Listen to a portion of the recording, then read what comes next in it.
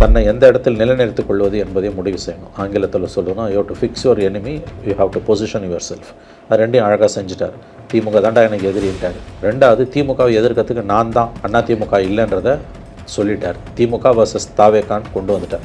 ஆகவே அந்த விதத்தில் வந்து இது ஒரு, என்ன கேட்டிங்கன்னா, இது வரைக்கும் அரசியலுக்கு வந்து அந்த 22 மாதத்தில் விஜயோடைய மேடை பேச்சுகளில் பெஸ்ட்டு ஸ்பீச்சுனா நேற்று பேசின ஸ்பீச் தான். ஆனால் இதோடு நிற்கக்கூடாது. இந்த ஒரு அடுத்தடுத்த கட்டங்களுக்கு அவர் நகர்வாரே ஆனால் அவருக்கு செல்வாக்கு கூடும். திமுகவை எதிர்ப்பதுடைய அந்த வீரியம் அதிகரிச்சிருக்கு அப்படிங்கிற ஒரு பார்வையில் பார்க்குறீங்களா, இல்லை ஒட்டுமொத்த அரசியலாக இம்ப்ரூவ்மெண்ட்டாக இருக்குன்னு சொல்கிறீங்க? திமுகவை தீய சக்தின்னு சொன்னதும், திமுக தான் தனக்கு எதிரின்னு சொன்னதும், திமுகவை எதிர்ப்பதற்கு தான் சரியான ஆள், தான் கட்சி தான் சரியான கட்சி, அதிமுக அல்ல என்று நிறுவியது. ஆகவே மக்கள் பிரச்சனைகளை மொள்ள பேச ஆரம்பிச்சிருக்காரு. இன்னும் அவர் போக வேண்டிய தூரம் நிறையா இருக்குது.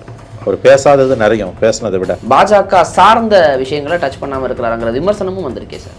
கரெக்ட். அவர் கட்சி ஆரம்பித்த 2 மாதங்களில் தேர்தல் வருது. இந்தியாவின் தலையெழுத்தையே தீர்மானிக்கக்கூடிய தேர்தல் என்று கருதப்பட்ட தேர்தல். அதில் தன்னுடைய கொள்கை எதிரின்னு சொன்ன பிஜேபி 3வது முறை வெற்றி பெறாமல் தடுப்பதற்கு அவர் ஒரு துரும்ப கூட கிள்ளி போடல. ஒரு தேர்தலில் போட்டி போட்டிருக்கோம், தோக்கிறமோ ஜெயிக்கிறோமோ. மாறாவர் என்ன சொன்னார், அந்த தேர்தலை நான் புறக்கணிக்கிறேன்.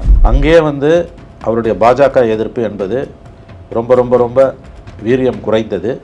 இந்த மாதிரியான ஒரு குரூஷியல் இஷ்யூவில், திருப்பரங்குன்ற மாதிரியான குரூஷியல் இஷ்யூவில் நாட்டை ஆள துடிக்கிற ஒரு கட்சி, புதிய கட்சி, திமுக தான் தன்னுடைய பிரதான எதிரின்னு சொல்லக்கூடிய கட்சி, முடிவெடுக்காமல் மௌனம் காக்கக்கூடிய சொகுசு அந்த கட்சிக்கு இல்லை. இதுக்கு என்ன காரணம்னு கேட்டிங்கன்னா, ஆப்வியஸ்லி ஒரே ஒரு காரணம் தான், பிஜேபி எதிர்க்க அவர் தயங்குகிறார், அஞ்சுகிறார். அப்படியே நீங்கள் எடுத்துக்கலாம். அப்படி தான் நான் இதை பார்க்குறேன். நேற்று ரொம்ப அழகாக ஸ்டாலின் ஒரு ஸ்டேட்மெண்ட் கொடுத்துருந்தார். இது வந்து மாநிலங்களோட உரிமையை பறிக்கிறதை தாண்டி மிகப்பெரிய அளவில் நெருக்கடிகளுக்கு உள்ளாக்கும், வறுமை ஒழிப்பு திட்டத்தில் வரக்கூடிய மிகப்பெரிய தாக்குதல் எதுன்னு. அதை பற்றி ஏதாவது விஜய்க்கு தெரியுமா? ஏதாவது ஒரு ட்வீட் போட்டிருப்பாரா, ஏதாவது ஒரு ஸ்டேட்மெண்ட் கொடுத்துருப்பாரா? நேற்று ஸ்பீச்சில் அதை பேசியிருக்கணுமா இல்லையா? 4000 கோடிக்கு மேலே மாநிலங்களுக்கு தமிழ்நாட்டுக்கு செலவாகணும்னு ஸ்டாலின் பேசுகிறாரு. நாளைக்கு நீங்கள் ஆட்சிக்கு வந்தாலும் அதை சுமக்கணும். உங்களுக்கு உண்மையில ஆட்சிக்கு வர அக்கறை இருந்தனா இதெல்லாம் நீங்கள் பேசுவீங்க. அப்போ உங்களுக்கு ஆட்சிக்கு வர அக்கறையும் கிடையாது. ஆட்சின்னா என்னன்னு உங்களுக்கு தெரியாது. நாட்டை பாதிக்கக்கூடிய பிரச்சனைகளை பற்றி உங்களுக்கு எதுவுமே தெரியல. உங்க toilet cleaner bison toilet cleaner குவாலிட்டியை விட பெட்டர்னு நிரூபிச்சா உங்க மொத்த பணமும் ரீஃபண்ட். பைசன் டாய்லெட் கிளீனர் இப்போது 79 ரூபாயில். அறம் நாடு நேயர்களுக்கு அன்பு வணக்கம். இன்று நம்மோடு இணைந்திருப்பவர் மூத்த பத்திரிகையாளர் திரு மணி அவர்கள். சார் வணக்கம். சார் சார் வணக்கம். ஈரோட்டில் விஜய் அவர்கள் பேசிய பேச்சு, தீய சக்தி திமுக, ஜெயலலிதா மேடம் சொன்ன அந்த வார்த்தை, எம்ஜிஆர் அவர்கள் சொன்ன அந்த வார்த்தை, நானும் சொல்கிறேன் தீய சக்தி திமுக, தூய சக்தி தாவேகா அப்படின்னு ஒரு புது நரேட்டிவ் எடுக்கிறாரு. எப்படி பார்க்குறீங்க? ஆக்சுவலாக இது ஒரிஜினலாக வந்து எம்ஜிஆர் 70களில் சொன்னது தீய சக்தி கருணாநிதின்னு சொன்னார். திமுகன்றது பிறகு வந்தது. ஒரிஜினல் எம்ஜிஆரோட ஸ்டேட்மெண்ட்டு கருணாநிதி ஒரு தீய சக்தி, மேடைதோறும் முழங்கியது எம்ஜிஆர். ஏன்னா அப்போ அதிமுக கட்சி 72 ஆரம்பித்து 77 வரைக்கும் அதிமுக எதிராக திமுக அவிழ்த்து விட்டாலும் அரசாங்கம் கையில் இருக்கும்போது காவல்துறை உதவியுடன் அவிழ்த்து விட்ட வன்முறை ரொம்ப அதிகம். அந்த 5 ஆண்டுகளில் வந்து பொலிட்டிக்கல் மர்டர்ஸ் மட்டுமே அதிமுகவில் 18 பேர் கொல்லப்பட்டார்கள். நம்முடைய துரைக்கருணா இருக்கார் இல்லையா, பத்திரிகையாளர் துரைக்கருணா, மூத்த பத்திரிகையாளர், என்னை விட சீனியர் அவர். அவரை கேட்டிங்கன்னா இதில் டீட்டெயிலாக நீங்கள் சொல்லுவார். என்ன சொல்ல போனோன்னா, அவர்கிட்ட நீங்கள் இதில் ஒரு பேட்டி எடுங்க, இந்த டீட்டெயிலாக அவர் சொல்லுவார். 18 பேர் வந்து அரசியல் வன்முறையில் கொல்லப்பட்டாங்க அந்த காலகட்டத்தில். அப்புறம் 77, 80, 84 அந்த காலகட்டத்தில் வந்து எம்ஜிஆர் வந்து கருணாநிதி ஒரு தீய சக்தின்னு சொன்னார். அது அப்படியே மருவி திமுக ஒரு தீய சக்தின்னு வந்தது. அதன் பிறகு ஜெயலலிதா அதை கையில் எடுத்துக்கிட்டு திமுக ஒரு தீய சக்தின்னு பேசினாங்க. ஆனால் 11க்கு பிறகு ஜெயலலிதாவே பார்த்திங்கன்னா அவங்களே வந்து அந்த பேசுகிறத திமுக ஒரு தீய சக்தின்றதை குறைச்சிக்கிட்டாங்க. ஜெயலலிதா மறைவுக்கு பிறகு அதிமுகவில் யாரும் திமுக ஒரு தீய சக்தின்னு பெருசாக பேசினதா நீங்களே பார்த்துருப்பீங்க. இல்லை, இப்போ அதை கையில் எடுக்கிறாரு. அது ஒரு பொலிட்டிக்கல் ஜார்கன்வாங்க, அது ஒரு பொலிட்டிக்கல் கமெண்ட். இதோட மூலம் வந்து கருணாநிதி ஒரு தீய சக்தின்னு தான் திமுக ஒரு தீய சக்தின்னு மருவி வந்தது. கடைசி கட்டத்தில் கடந்த ஜெயலலிதா மறைவுக்கு பிறகு அதிமுகவினரே அந்த சொல்லாடலை எல்லாம் மறந்துட்டாங்க. கருணாநிதி மரணத்துக்கு பிறகு இறப்பில் போய் ஓபிஎஸ் இபிஎஸ் எல்லாமே அஞ்சலி செலுத்தினதெல்லாம் நடந்தது.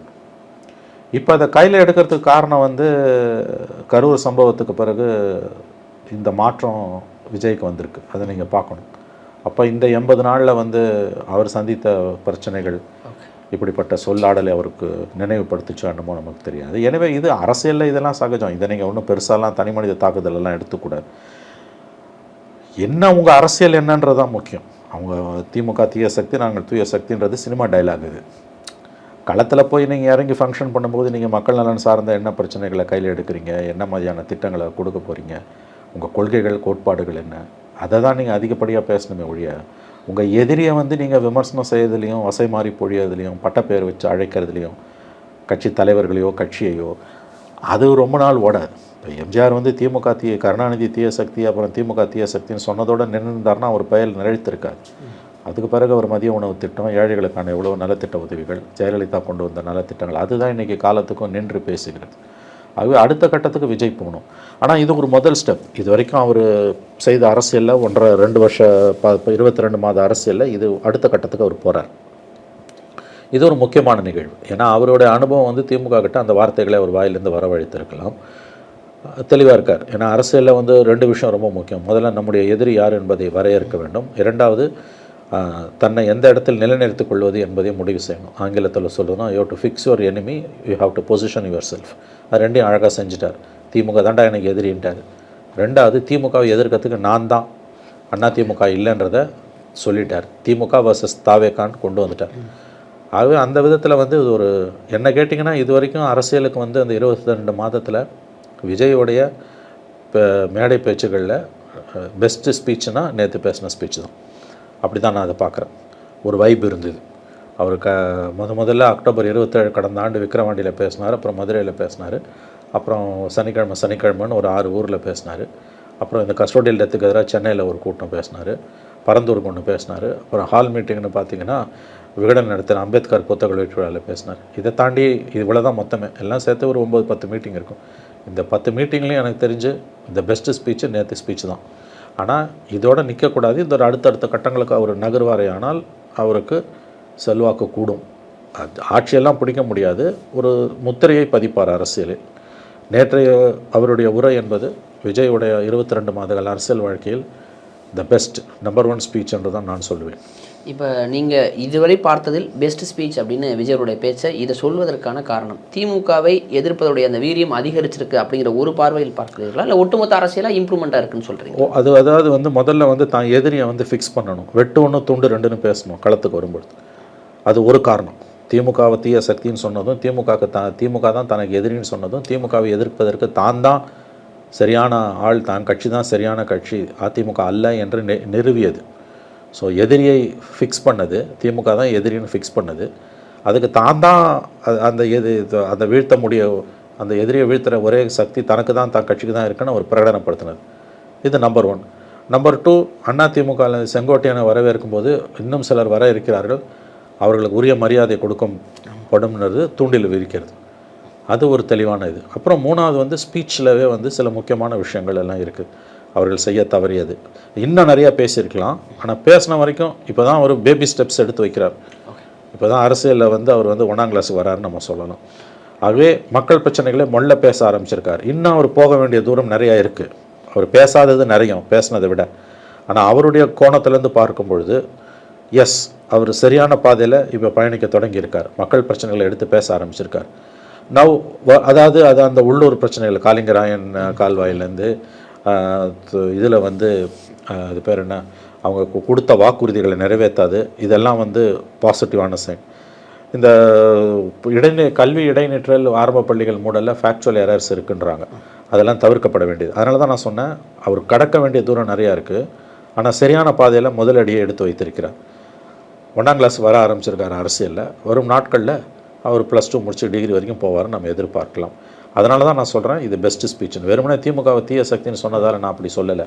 இன்னும் சொல்லும்போது திமுக ஒரு தீய சக்தின்றதை ரொம்ப ஆழமாக போய் வந்து ரொம்ப வன்மத்தோட திமுக நண்பர்களோ அல்லது மற்றவர்களோ எடுத்துக்கொள்ள வேண்டியதில்லை. இது ஒரு பொலிட்டிக்கல் கமெண்ட், அப்படி தான் நம்ம இதை பார்க்கணும். இன்னும் சொல்லப்போனால் அவர் வந்து நான் ஒரிஜினல் ஸ்டேட்மெண்ட்டு கருணாநிதி ஒரு தீய சக்தின்னு சொன்னது, அதை சொல்லாமல் அவர் இன்றைக்கி திமுக ஒரு தீய சக்தின்னு கட்சியை தான் சொல்கிறார், தனிநபர்களை சொல்லலை. புரியுதுங்களா நான் சொல்கிறது? அந்த விதத்தில் வந்து அவருடைய பாதை என்பது வந்து அரசியல் ரீதியாக பயணிக்க ஆரம்பிச்சிருக்காரு. குறைகள் நிறைய இருக்கின்றன, போக வேண்டிய தூரம் நிறைய இருக்கிறது. ஆனால் முதலடியை எடுத்து வைத்திருக்கிறார். அந்த விதத்தில் இது பாராட்டப்பட வேண்டியது. அதனால தான் நான் சொல்கிறேன், அவருடைய ஸ்பீச்சிலேயே ஏன்னா 22 மாதம் தான், மொத்தமே 10 கூட்டம் அதிகபட்சம். அதில் பெஸ்ட்டு ஸ்பீச்ன்றது இருக்கிறதுல பெஸ்ட்டு. நான் அதனால் இந்த காரணங்களால் தான் நான் அது பெஸ்ட் என்று சொல்லிக்கிறேன். நிச்சயமாக சார், நீங்கள் சொன்ன மாதிரி கொஞ்சம் இம்ப்ரூவ்மெண்ட்டுங்கும் பொழுது முதல் முறையாக தொண்டர்கள்ட்ட பேசுகிறாரு, இறங்குங்கன்னு சொல்கிறாரு, பார்த்துப்போங்க. அட்லீஸ்ட் இப்போ தான் ஒரு இது வரைக்கும் அதை சொன்னதே பார்த்தீங்கன்னா அந்த மேலே ஏறி நிற்கிறான். இறங்குங்க. இப்போ நீங்கள் அந்த இடத்துல வந்து நீங்கள் போலீஸை வச்சு மிரட்டினீங்கன்னா ஊழ்ந்துங்க வச்சு ஆனால் என்ன ஆகுது? அப்போ அந்த கட்டுப்பாட்டை வந்து தலைவர்கள் சொல்கிறதுக்கு தான் கட்டுப்படுவாங்க. ஏன்னா அந்த கூட்டம் வந்து ஒரு பெரிய சவாலாக தான் இருக்குது. நேற்று அவ்வளோ தூரம் சொல்லியும் அவர் புறப்பட்டு திரும்ப ஊர் திரும்பும்பொழுது பைக்கு பின்னால் ஓடிடுறேன். 3 பேர் விழுந்திருக்கான். போலீஸ் தான் அவங்களையும் காப்பாற்றிருக்கு. ஆம்புலன்ஸில் கூப்பிட்டு போய் காப்பாற்றிருக்காங்க. கடைசியில் நீ எவ்வளோ தான் போலீஸை திட்டினாலும் போலீஸ் இல்லாமல் வாழ முடியாது. போலீஸ் தான் வந்து உன்னை காப்பாற்றுது. ஒருவேளை திமுகவை சமாளிக்கிறத விட விஜய் அவருடைய தீவிர தொண்டர்களை சமாளிக்கிறது ரொம்ப கஷ்டமாக இருக்கும். கரெக்டான வார்த்தை. அவரோட எதிரிகள் வந்து திமுகன்னு கூட நான் சொல்ல மாட்டேன், அவருடைய தொண்டர்கள். எதிரிகளை கூட நீங்கள் சமாளிச்சலாம். எதிரிகள்னா பொலிட்டிக்கல் எனிமீஸ், அரசியல் ரீதியாக. தனிப்பட்ட சொல்லலை. தனிப்பட்ட எதிரிகள் யாருக்கு இருக்கா? ஒன்றும் கிடையாது. அரசியல் எதிரிகள் தான் நான் சொல்கிறேன். ஆகவே அந்த அவருடைய சரியான அவதானிப்பு, அதாவது எதிரி வந்து பொலிட்டிக்கலி எதிரி திமுக, உனக்கு பிரச்சனை உன்னோட பொலிட்டிக்கல் எனிமையாலேயா உன்னுடைய ஆதரவாளர்களாலேயானா ஆதரவாளர்களால் தான் உனக்கு பிரச்சனை. அவளை சொல்லி நேற்று கான்வாய் பின்னால் பைக் ரேஸ் பண்ணி 3 பேர் விழுந்து அடிபட்டு நல்ல நேரம் நல்ல வேலையாக போலீஸ் காப்பாற்றி ஆம்புலன்ஸில் தூக்கி போட்டு போயிடல, செத்துருப்பானுங்க. அப்போ இந்த ஒரு நெருக்கடி, ஒரு உயிர் போனாலும் விஜய் தலை உருளும். மீண்டும்னா நிச்சயம் ஒரே ஒரு உயிரிழப்பு நடந்ததுனாலும் மக்கள் வந்து ரொம்ப வெறுத்துருவாங்க. ஆகவே இந்த இடத்துல அவருடைய அரசியல் பயணம் சிக்கல் நிறைந்ததாக தான் இருக்குது. ஆனால் முதல் படி சரியான பாதையில் எடுத்து வச்சிருக்காருன்னு தான் எனக்கு தோணுது. நிச்சயமா சார். இப்போ திமுக விமர்சனம் செய்யணும், ஆளுங்கட்சியாக இங்கே இருக்கிறாங்க. வரப்போகிற சட்டமன்ற தேர்தல் நிச்சயமாக அவர்களை எதிர்த்து தான் அரசியல் செய்யணும். ஆனாலும் விஜய் அவர்கள் தலைமையில் கூட்டணியா, விஜயே ஒரு கூட்டணிக்கு செல்கிறாராங்கிற ஒரு கேள்விக்குறிகள் இருந்து கொண்டு தான் இருக்குது. இந்த நேரத்தில் பாஜகங்கிற ஒரு பெயரை அவர் பயன்படுத்தவே கிடையாது. நிறைய விஷயங்கள் திருப்பரங்குன்றம் ஆல்ரெடி அவர் பேசாமல் கடந்து வந்த விஷயம், இப்போ ரீசெண்டாக நிறைய விஷயங்கள் அவர் டச் பண்ணாமல் இருக்கிறாரா, பாஜக சார்ந்த விஷயங்களை டச் பண்ணாமல் இருக்கிறாராங்கிற விமர்சனமும் வந்திருக்கே சார். கரெக்ட். அதாவது இது ரொம்ப முக்கியமான ஒரு பாயிண்ட். அவர் வந்து தன்னுடைய கொள்கை எதிரி பிஜேபி, அரசியல் எதிரி திமுகன்னு சொல்லி தான் அரசியலுக்கு வரார். அவர் கட்சி ஆரம்பித்த காலகட்டம் பிப்ரவரி 2024. அடுத்த 2 மாதங்களில் பிப்ரவரி 24 கட்சி ஆரம்பிக்கிறாரு. அதே ஆண்டு ஏப்ரல் மே மாதங்களில் அவர் கட்சி ஆரம்பித்த 2 மாதங்களில் தேர்தல் வருது. இந்தியாவின் தலையெழுத்தையே தீர்மானிக்கக்கூடிய தேர்தல் என்று கருதப்பட்ட தேர்தல். அதில் தன்னுடைய கொள்கை எதிரின்னு சொன்ன பிஜேபி 3வது முறை வெற்றி பெறாமல் தடுப்பதற்கு அவர் ஒரு துரும்ப கூட கிள்ளி போடல. ஒரு தேர்தலில் போட்டி போட்டிருக்கணும், தோக்கிறமோ ஜெயிக்கிறமோ. மாறாவர் என்ன சொன்னார், அந்த தேர்தலை நான் புறக்கணிக்கிறேனார்.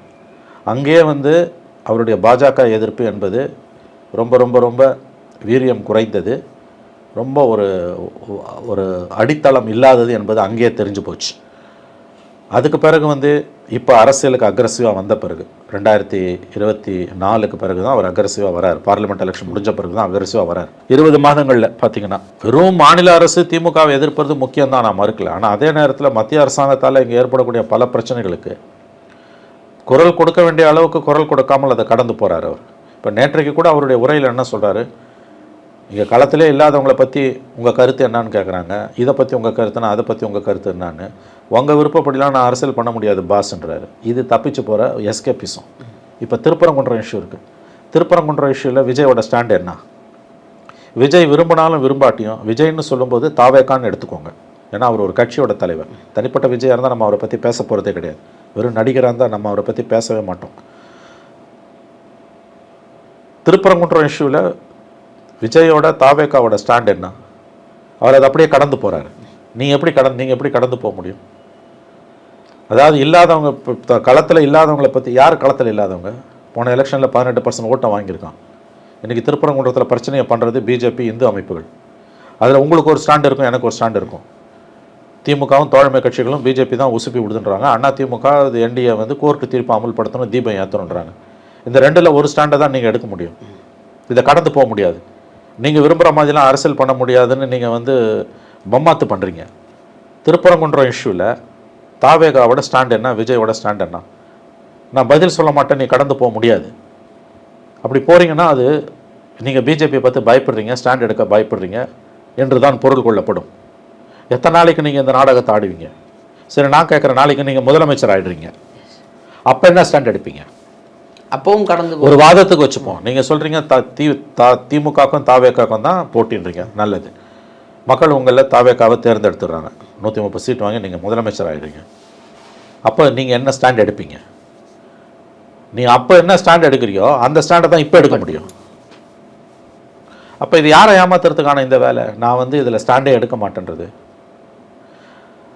ரொம்ப வெளிப்படையாக சொல்கிறதுனா, பாஜகவை எதிர்க்காமல் பாஜக எழுப்பக்கூடிய அந்த பிரச்சனைகள், இந்துத்துவ பிரச்சனைகளை கடந்து போக அவர் விரும்புகிறார். அது நடக்காது. இப்போ விஜய் அவர்கள் வாய்ப்பில்லை ராஜா. சீமான் பாஷையில் சொன்னால் வாய்ப்பில்லை ராஜா, வாய்ப்பில்லை. பிஜேபி எழுப்புகிற பிரச்சனைகள் நிதர்சனமான பிரச்சனைகள். ஒரு அரசியல் கட்சி அதில் ஒரு ஸ்டாண்ட் எடுத்து ஆகணும். நீ சரின்னு சொல்லி இல்லை தப்புன்னு சொல்லு. நீ வந்து பிஜேபிக்கு எதிராக தான் ஸ்டாண்ட் எடுக்கணும் கூட நான் சொல்லலை, அது உங்கள் உரிமை, நீ எந்த ஸ்டாண்ட் வேணா எடு. ஆனால் ஸ்டாண்ட் எடுக்காமல் கடந்து போகிறதுன்றது இது மக்களை ஏமாத்துற வேலை. நான் தான் கேட்குறேன், நீங்கள் ஆட்சிக்கு வந்துடுறீங்க, அப்போ என்ன ஸ்டாண்ட் எடுப்பீங்க? இல்லை அவங்க களத்தில் இல்லைன்னு எப்படி? இப்பயே களத்தில் இல்லைன்றது பொய், பச்சை பொய். 18% ஓட்டு வாங்கின ஒரு கட்சி இன்னைக்கு அதிமுகவோட சேர்ந்து அவங்க 40% ஓட்டு வாங்குன்றாங்க. 30% ஓட்டாது 2 பேரும் சேர்ந்து வாங்க வாய்ப்பு இருக்குது. இன்றைக்கி வந்து பிஜேபி தமிழ்நாட்டில் வளர்ந்துக்கிட்டு இருக்குன்றது உண்மை. இன்றைக்கி திருப்பரங்குன்றத்தில் அவ்வளோ பெரிய கூட்டம் எப்படி கூடுது? அப்போ அங்கே ஒரு பிரச்சனை இருக்குன்றத முதல்ல நீங்கள் ஏன் அங்கீகரிக்க மறுக்கிறீங்க? ஏங்க ஒரு பிரச்சனையே களத்திலே இல்லைன்னா எப்படிங்க கோர்ட்டு சொல்கிற தீர்ப்பை அமல்படுத்த மாட்டேன்னு சொன்ன பிறகு கண்டெம்ட் ஆஃப் கோர்ட் வருது, எஸ்பி கலெக்டரிங் கூண்டில் ஏற்றுறாரு ஜட்ஜு, அவ்வளோ பெரிய மக்கள் கூடி நிற்கிறாங்க, தினம் அங்கே சிக்கல் வந்துட்டு இருக்கு. நேற்று ஒருத்தன் தற்கொலை பண்ணிக்கிட்டான். அங்கே களத்திலே இல்லை அவர்கள், நீங்கள் எப்படி சொல்லுவீங்க? அங்கே ஒரு பிரச்சனை இருக்குது, அதில் கருத்து சொல்ல மாட்டேன்னு நாட்டை ஆள விரும்புகிற ஒரு கட்சி எப்படி சொல்ல முடியும்? ஒரு பதற்றமான சூழல் போயிட்டு இருக்குங்கிறது கூட உங்களுக்கு அது பதற்றமான சூழல் இருக்கு, பதற்றம் தணிஞ்சாலும் பிரச்சனை இருக்கு. அதுல உங்களுடைய ஸ்டாண்ட் என்ன? நான் திரும்ப சொல்றேன், உங்க கட்சியோட ஸ்டாண்ட் என்ன? இப்ப நான் அதான் கேட்கறேங்க. இப்ப திருப்பரங்குன்றத்தில் ஒரு பந்த் அறிவிக்கிறாங்க. யார் அறிவிக்கிறா? உதாரணத்துக்கு வச்சுக்கோங்க, இந்து முன்னணி பிஜேபி அறிவிக்கிறான். நீதிமன்ற தீர்ப்பை அமல்படுத்தாமல் இருக்கிற திமுக ஸ்டாலின் அரசை கண்டித்து பந்த் அறிவிக்கிறான். கடையெல்லாம் மூடுறாங்க. எல்லா கட்சிகளும் அதில் ஸ்டாண்ட் எடுக்கிறாங்க. அண்ணா திமுக பிஜேபி ஆமாம் நாங்கள் பந்தை ஆதரிக்கிறோம், நீதிமன்ற தீர்ப்பை நீங்கள் வந்து அமல்படுத்துகிறோம், அமல்படுத்தாத கண்டித்து நடக்கிற பந்தை நாங்கள் ஆதரிக்கிறோன்றோம். திமுக தோழமை கட்சிகள் பந்தெல்லாம் நடத்தக்கூட, கடையை திறந்து வையே, இது வந்து நல்லா இருக்க நாட்டை நாசம் பண்ணுறாங்க பிஜேபின்றோம். திருப்பரங்குன்றத்தில் இருக்கக்கூடிய தாவேக்கால இருக்க 4 பேர் கடை வச்சுருக்கான், கண்டிப்பாக வச்சுருப்பான். அவன் என்ன ஸ்டாண்ட் எடுக்கணும்? கட்சி தலைமை அவன் எதிர்பார்ப்பானா மாட்டானா? நாங்கள் செய்யணுமா வேணாமா? சரி, உள்ளூர் மக்கள் அங்கே ஒரு உண்ணாவிரதம் இருக்காங்க சாத்வீக முறையில். நான் கேட்குறேன், போலீஸ் அனுமதியோட உண்ணாவிரதம் இருக்காங்க, கடை அடைப்பெல்லாம் இல்லை, உண்ணாவிரதம், அறவழி போராட்டம், காலையிலேருந்து ராத்திரி வரைக்கும் உண்ணாவிரத போராட்டம். நீதிமன்ற தீர்ப்பை அமல்படுத்தாத ஸ்டாலின் அரசை கண்டித்து அதில் வழக்கம் போல் இதே மாதிரி அதிமுக பிஜேபி கூட்டணி உண்ணாவிரதத்தில் உட்காடுறாங்க. திமுக கூட்டணி உண்ணாவிரதத்தை புறக்கணிக்கிறேன், உண்ணாவிரதத்தை நாங்கள் கலந்துக்க மாட்டோம், அவங்க பாட்டு அவங்க கடையை திறந்துருக்காங்க. பதட்டம்லாம் இல்லை, அமைதியாக தான் இருக்குது. அங்கே இருக்கக்கூடிய தாவேக்கா தொண்டர்கள், பொலிட்டிக்கல் ஒர்க்கர்ஸு அந்த பந்தில் கலந்துக்கணும், உண்ணாவிரதத்தில் கலந்துக்கணுமா இல்லை அன்றைக்கி சாப்பிடணுமா வீட்டில் உட்காந்து? புரியுதா இல்லையா? அப்போ நீ விரும்பினாலும் விரும்பாட்டையும் அரசியலுக்கு வந்துட்டீங்கன்னா இதெல்லாம் உனக்கு நடக்கும். நீங்கள் பேசி அப்போ நீ எப்படி கடந்து போகிறேன்னு சொல்லுவேன்? இப்போ நேற்று அவரோட ஸ்பீச்சில் அவர் என்ன சொல்கிறாரு, இங்கே களத்திலே இல்லாதவங்களை பார்த்து இதில் உங்கள் கருத்து என்னன்றாங்க, நீங்கள் விரும்புகிற மாதிரிலாம் நாங்கள் கருத்து சொல்ல முடியாதுன்னு நழுவுறாரு. ஆனால் அடுத்த செகண்டே சொல்கிறாரு, சார் மக்களுக்கு ஒரு பிரச்சனைனா நான் வந்து இதெல்லாம் கதை அளக்கிறதுங்க. இப்போ தான் மக்களுக்கு பிரச்சனை இருக்குது, எங்கே வந்தேன்? இப்போ 100 நாள் வேலைவாய்ப்பு திட்டத்துக்கே ஒரு வரேன் இருங்க, அது அல்ல அடுத்து. நீ திருப்பரங்குன்றத்தையே பேசல, 100 நாளை பற்றி எங்கே பேச போகிற? திருப்பரங்குன்றம் கண்ணு முன்னால் இருக்க பிரச்சனைங்க. ஒரு தனிநபரா, ஒரு நடிகரா விஜய்க்கு கருத்து சொல்லாமல் கடந்து போனோம். இப்போ ரஜினி கிட்ட போய் நீங்கள் மைக்கு போட்டு நோ காமெண்ட்ஸ்னு போனால் ரஜினி யாரும் வலியுறுத்த முடியாது. அவர் ஒரு கலைஞன், எல்லாத்தையும் கருத்து சொல்லணும் அவருக்கு அவசியம் கிடையாது. அவர் கருத்து என்னன்னு தெரிஞ்சுக்கணுன்ற உரிமை எனக்கும் உங்களுக்கும் கிடையாது. அது அவருக்கு கருத்து இருக்கலாம், இல்லாமல் இருக்கலாம். கருத்து இருந்தாலும் அதை சொல்லணும்னு அவசியம் கிடையாது, அது அவருடைய உரிமை. ரஜினியை யாரும் வலியுறுத்த முடியாது. விஜய் ஒரு அரசியல் கட்சி தலைவர்.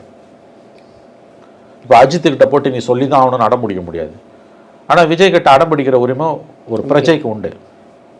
ஆனால் நீங்கள் மேடையில் பேசும்போது அதை கடந்து போகிறீங்க. அப்போ இது எதுலேருந்து வருதுன்னா, பிஜேபியை எதிர்க்க நீங்கள் அஞ்சுகிறீர்கள், அப்படி தான் நினைக்க தோணும்.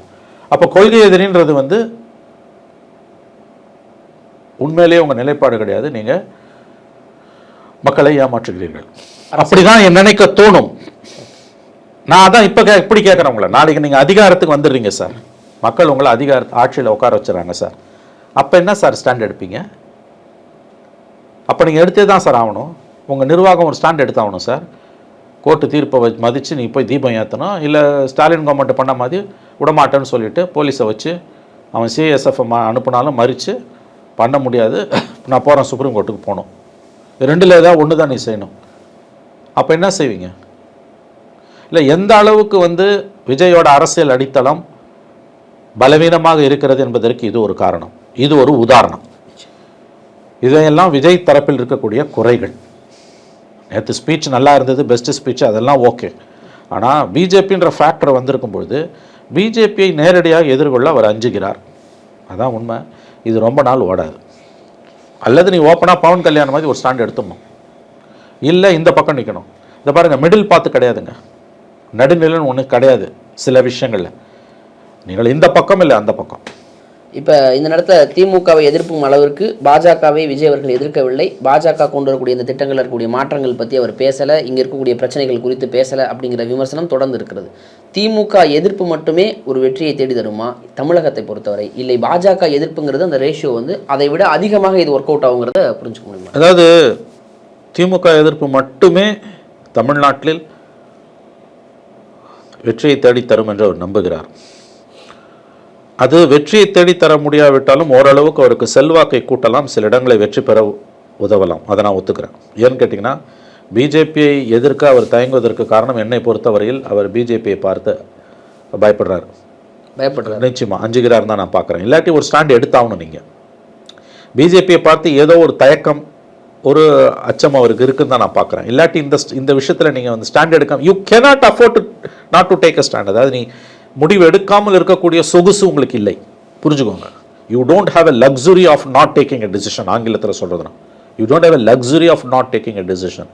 இந்த மாதிரியான ஒரு குரூஷியல் இஷ்யூவில், திருப்பரங்குன்ற மாதிரியான குரூஷியல் இஷ்யூவில் நாட்டை ஆள துடிக்கிற ஒரு கட்சி, புதிய கட்சி திமுக தான் தன்னுடைய பிரதான எதிரின்னு சொல்லக்கூடிய கட்சி, முடிவெடுக்காமல் மௌனம் காக்கக்கூடிய சொகுசு அந்த கட்சிக்கு இல்லை.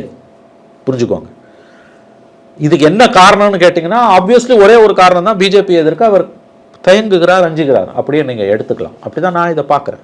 உங்கள் கேள்வி வந்து வெறும் திமுக எதிர்ப்பு மட்டும் தமிழ்நாட்டில் வெற்றியை தேடி தந்துருமான்னா, இது அதிமுக மாதிரியான ஒரு வளர்ந்த கட்சிக்கு திமுக எதிர்ப்பு மட்டும் பிஜேபியை கண்டும் காணாமல் நழுவி போவதன் மூலம் வெற்றியை தேடித்தரக்கூடிய வாய்ப்பு இருக்கிறது. எஸ், இருக்குது. பட் விஜய்க்கு அது இருக்கான்னா இல்லை. ஆனால் பெரிய பிரச்சனைகள் எதுவும் வராத பட்சத்தில் இந்த திருப்பரங்குன்றம் இஷ்யூ அப்படியே கூல் டவுன் ஆகுது. ஏதோ கோர்ட்டில் வந்து ஸ்டேட்டஸ் மெயின்டைன் பண்ணி நோட்டீஸ் ஆர்டர் பண்ணி கேஸ் 6 மாதம் பொறுத்து தள்ளி போடுறான்னா எல்லாரும் மறந்துடுவாங்க.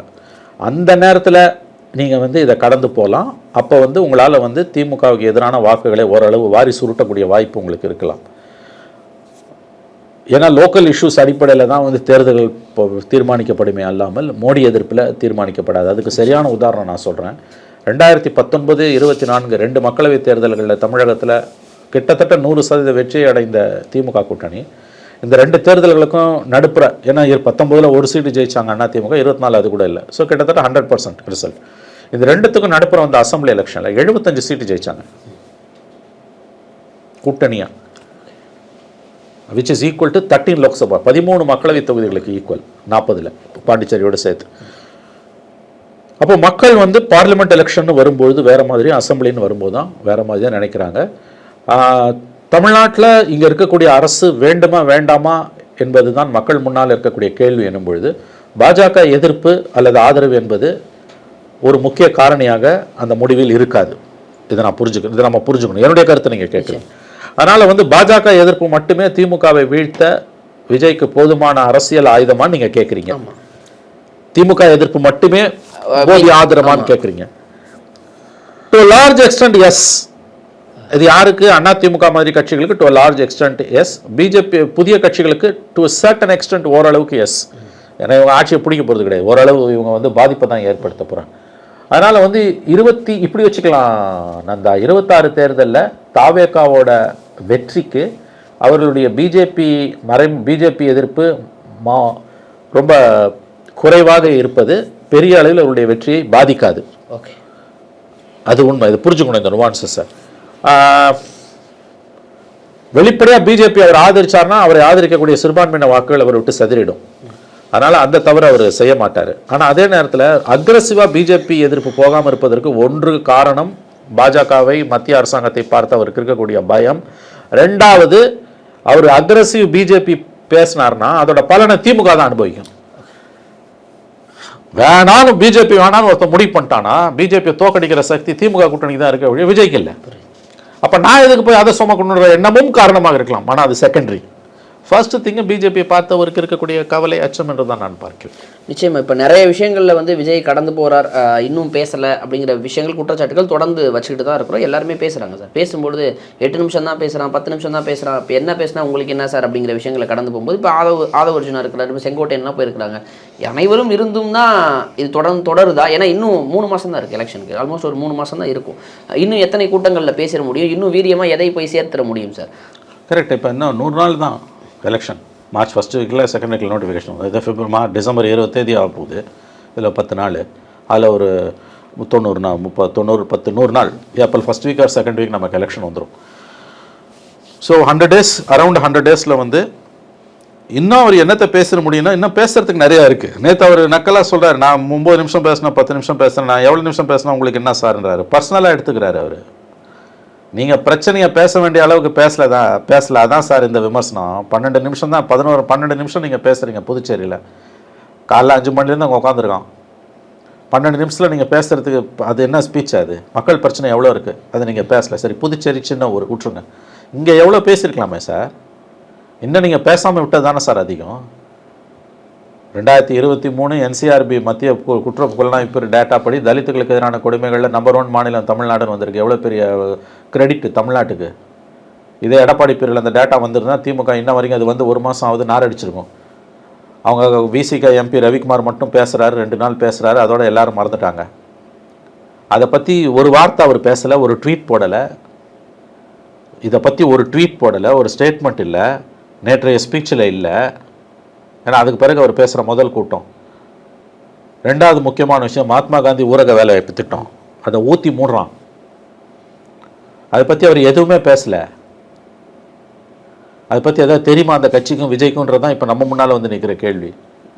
ஏன்னா மிகப்பெரிய அளவில் கிராமப்புற வறுமையை ஒழிப்பதற்காக கொண்டு வந்த திட்டம். 100 நாள் வேலை திட்டம் இல்லைன்னா கொரோனா காலத்தில் செத்து போனவங்க எண்ணிக்கை இந்தியாவில் சில கோடிகளை தாண்டி இருக்கும். அது வந்து ஒரு ஷாக் அப்சர்வராக இந்தியாவை காப்பாற்றுச்சு. அது வெறும் காந்தி பேரை எடுக்கிறது மட்டும் இல்லை, அந்த திட்டத்தையே மோடி அரசு குழி தோண்டி புதைக்குது. அது 100% அது வந்து மத்திய அரசாங்கத்தோட மானியத்தில் வருது. இன்றைக்கி என்ன பண்ணிட்டா 40% மாநில அரசுகள் கொடுக்கணுன்றான். நேற்று முதலமைச்சர் ஸ்டாலின் அவர்கள் கரெக்டாக நேற்று தான் அந்த தீர்மானத்தை அவசரமாக ராஜ்யசபாவில் ராத்திரி நிறைவேற்றிருக்காங்க, மக்களவையிலும் மாநிலங்களவையிலும். நேற்று ரொம்ப அழகாக ஸ்டாலின் ஒரு ஸ்டேட்மெண்ட் கொடுத்துருந்தார். இது வந்து மாநிலங்களோட உரிமையை பறிக்கிறதை தாண்டி மிகப்பெரிய அளவில் நெருக்கடிகளுக்கு உள்ளாக்கும், வறுமை ஒழிப்பு திட்டத்தில் வரக்கூடிய மிகப்பெரிய தாக்குதல் இதுன்னு. அதை பற்றி ஏதாவது விஜய்க்கு தெரியுமா?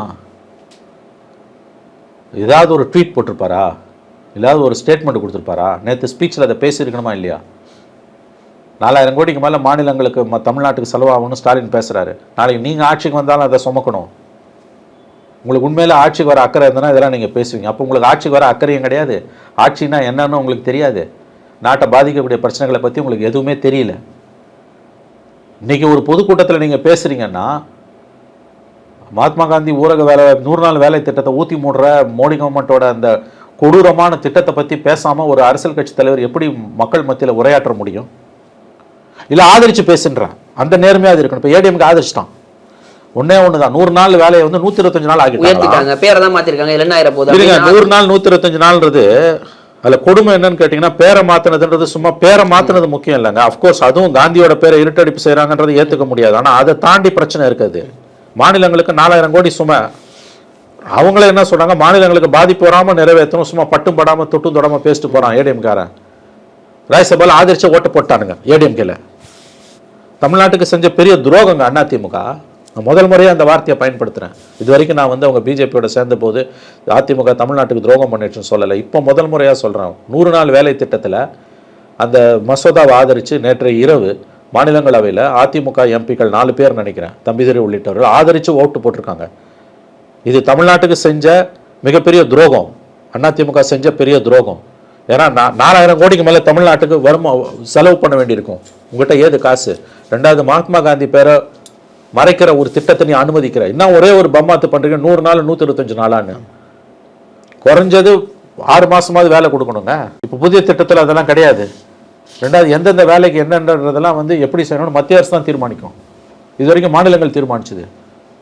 இது வெறும் மாநில உரிமைகளை பறிக்கிறது மட்டும் இல்லை, மகாத்மா காந்தி பேரை இருட்டடிப்பு செய்கிறது மட்டும் இல்லை, இந்தியாவோட கிராமப்புற வறுமையை ஒழிப்பதற்காக கொண்டு வந்த மிக அற்புதமான ஒரு திட்டத்தை குழி தோண்டி புதைக்குது மோடி கவர்மெண்ட்டு. அதுக்கு துணை போகிற தமிழ்நாட்டுக்கும் இந்தியாவில் உள்ள எல்லா மாநிலங்களுக்கும், இந்திய விவசாயிகளுக்கு, இந்தியாவோட ஏழைகளுக்கு துரோகம் செய்கிற இந்த திட்டத்துக்கு, குழி தோண்டி புதைக்கிற திட்டத்துக்கு ஆதரவு தெரிவிப்பதன் மூலம் தமிழ்நாட்டு மக்களுக்கு மட்டும் இல்லை, இந்திய மக்களுக்கும் துரோகம் செய்கிறது அதிமுக. அவனாவது ஒரு ஸ்டாண்ட் எடுத்துட்டான். விஜய்க்கு என்ன ஸ்டாண்ட் இருக்கு? அப்போ இந்த மாதிரி அடுக்கிக்கிட்டே போகலாம். அப்போ இது என்ன அரசியல் நீங்கள் பண்ணுறீங்க? நான் பெஸ்ட்டு ஸ்பீச்சுன்னு சொல்லக்கூடிய அதே நேரத்தில் இது என்ன முரண்பாடு நீங்கள் நினைக்காதீங்க. போக வேண்டிய தூரம் நிறையா இருக்குது அவருக்கு. வெறும் திமுக எதிர்ப்போடு தான் அரசியலை நிறுத்திக்கிறாருன்னா அம்பலப்பட்டு போகலாம். தமிழ்நாட்டு மக்கள் மத்தியில் வெற்றி கூட சிறிதளவு கிடைக்கலாங்க, அல்லது ஆரம்பத்தில் கிடைக்கலாம். லாங் டேர்மில் அந்த பாலிடிக்ஸ் அவரால் பண்ண முடியாது. பிஜேபி எதிர்ப்பு இஷ்யூ அடிப்படையில் எதிர்க்கணும்னு நம்ம சொல்லலை. கொடூரமான சட்டங்களை மோடி அரசு கொண்டு வரும்போது அது எல்லா மாநிலங்களையும் பாதிக்க போகுதுன்னும் போது அதில் வாய் மூடி மௌனமாக விஜய் இருக்காருன்னா அது மக்களுக்கு செய்கிற துரோகம். இன்றைக்கி அந்த துரோகத்தை தான் அதிமுக செஞ்சுக்கிட்டு இருக்கு. ஆகவே 100 நாள் வேலை திட்டத்தை பற்றி நேற்றைக்கு எதுவுமே பேசாமல் இருந்தது என்பது உண்மையிலேயே தாவேகா தமிழகத்துக்கு செய்யக்கூடிய துரோகம் என்று தான் நாம் பார்க்க வேண்டும்.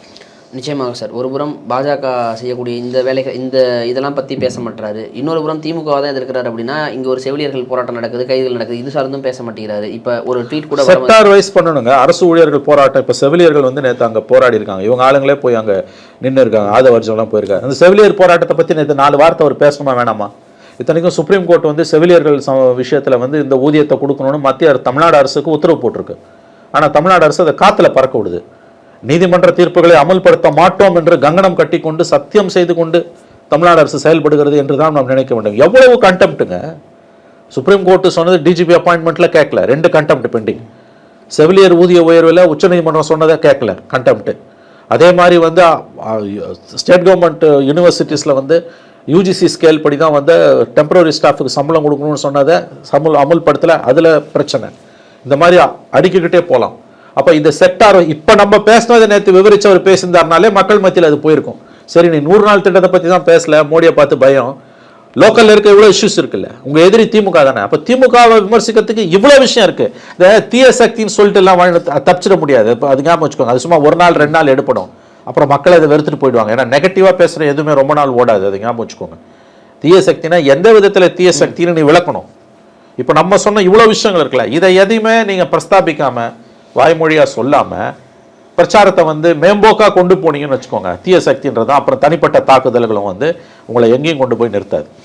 நிச்சயமாக சார். நிறைய விஷயங்கள் விஜய் அவர்களுக்கு பேச இருந்தும் கடந்து போவது தான் ரொம்ப கவலைக்குரிய விஷயமா இருக்கிறது. நிச்சயம் அதை மாற்றி அரசியல் செய்தால் இன்னும் வரவேற்கத்தக்க விதமாக இருக்கும். பொறுத்து வந்து பார்ப்போம். நேரம் கொடுத்ததுக்கு நன்றி. நன்றி சார். நன்றி சார்.